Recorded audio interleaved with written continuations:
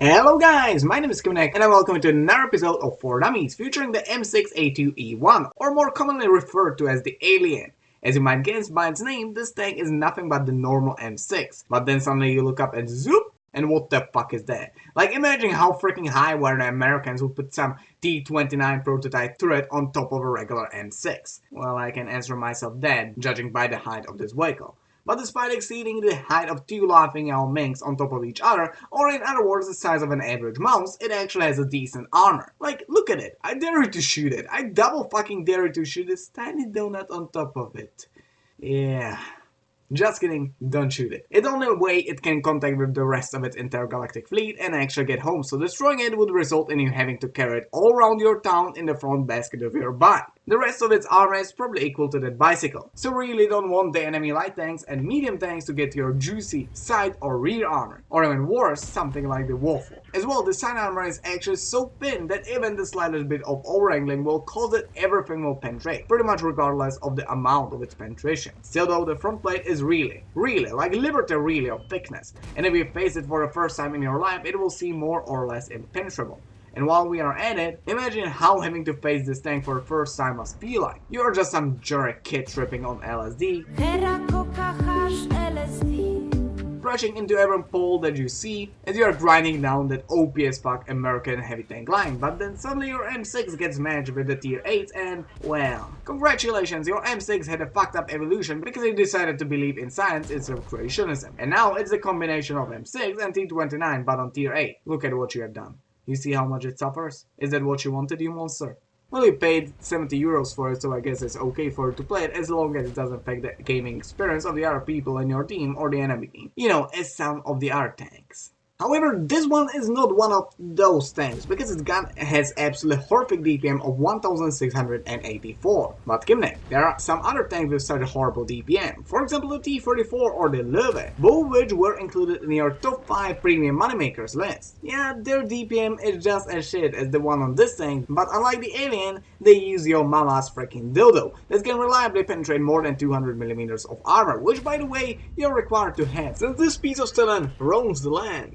Thankfully, the penetration is 198, which is enough to penetrate it exactly 50% of the time. Well, as long as you are going to shoot at the middle. And lastly, the accuracy, which is nowhere near of looking like an American one. So really don't expect it to boost your penetration by the capability of sniping enemy weak spots at long range. It simply won't work, alright? And lastly, its mobility. Surprisingly enough, this tank has the highest horsepower ton ratio out of all American heavies, with the only exception being obviously the Patriot. Sadly, it has a bad side as well. Just as the regular M6 or the Mouse, you got bad top speed. So even if you got the rather great horsepower ton ratio and ground resistances that are not simulating Russian winter, so Trump's secret occupation will go through easily, your top speed limits you quite heavily. But it may have shit top speed, but at least you will reach it someday. And lastly, the camo is shit. But, well, it cannot really be good with how big that tank is. Jesus, in fact, imagine how fucking terrifying it would be if the camo was about even like 10. Like you would be playing some ELC AMX, camping in a bush, and then suddenly turn around only to see that mouse-sized tank ready to dry rape you. Gosh, that would scare me shitless. But now that we got through the basic stats of this tank, let's move on to the equipment. First off, obviously take the gun rammer. As I always say, it is more or less a must go on every single tank. However, it's twice as important for all super low or super high DPM tanks. If your DPM is around the average, it may sometimes, rarely, be even exchanged for something else. The second one is obviously the ventilation, since you want to boost the DPM even more. And lastly, vertical stabilizer. Not to be mistaken with the gun length drive, since you don't want to lay your gun any lower with your 10 degrees gun depression, because you would end up being called a vacuum cleaner just like the Emil. Emil, the German quality vacuum cleaner, made by Volvo. No, really, your penalties for moving are rather high, probably caused by your obesity, but still. You have got to decrease them somehow, and your aiming time ain't all that bad to begin with. So the only real answer to what are you going to take for third equipment slot is gonna be the vert stats. So go on and use them. As well, the unicorns use it more commonly, but it's none of my business because I'm making this video out of my own opinions. And out of the crew, which is gonna be rather standard heavy tank crew build. Star Web Repairs once you get 100% drop for 6 cents and start training Snapshot, Safe Storage and Situational Awareness. If it comes to driver skill, I've seen a lot of people actually taking the clutch braking. Not that it's bad or anything, it is good, but not so much on this thing.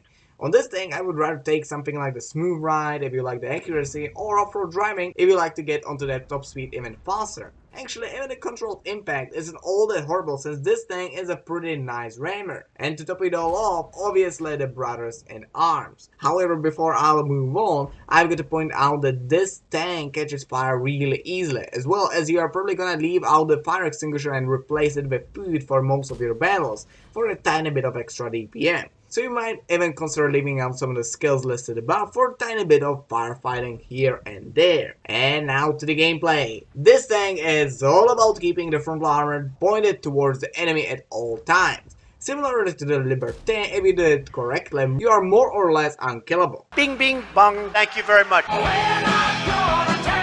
So no matter where and when you are, just point your whole armor directly towards your opponent for the maximum effect of it. Do not angle, do not side scrape, just have a freaking stare contest with them and hope that they'll turn their side away first. If they do so, they are probably dead. However, you got one major problem. You know how to not get killed, but what about the firepower? As you might know, the penetration of this thing is rather crap, so what are you going to do with it? You're gonna throw Big Macs at the enemy and expect themselves to turn around and expose their rear armor? Like, come on, man. They most likely are not American. They ain't gonna be baited that easily to show their rear armor to you and get penetrated like nothing. No, you must face hug them. As I said, you are both ridiculously tall tank and a tank with super thick frontal armor. And plus to that, you got 10 degrees of gun depression. Hell, without the gun depression, you'd be like an oho, you know, useless. But with this tank, you get one major advantage over other good face-hugging tanks, and that is your height. You don't give a damn about the angling, as you face flat armor 90% of the time. Defender with 65% angling? No problem for you, as you are a goddamn giant. And all you see is an easy shot on top of his thread, and you just don't ask the RNG about whether or not you will be allowed to penetrate it. You'll just penetrate it. You can as well obviously spam gold as this guy is doing, because as we all might know, the defender is still fucking broken, and despite all their advantages over it, it still has 200 upper hull armor, so yeah, spam the gold at it anyways.